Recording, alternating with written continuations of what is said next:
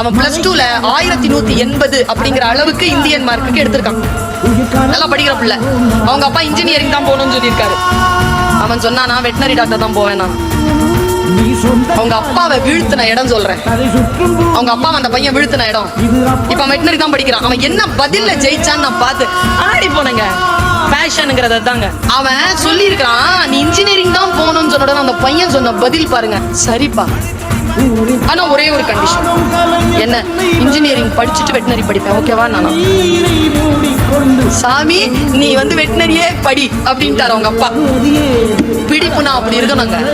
எது வந்தாலும் என்னுடைய அந்த துறையை, எதில் என் ஆன்மா இருக்கிறதோ அதை நான் விட்டுவிட மாட்டேன் என்று சொல்லுகின்ற துணிச்சல்.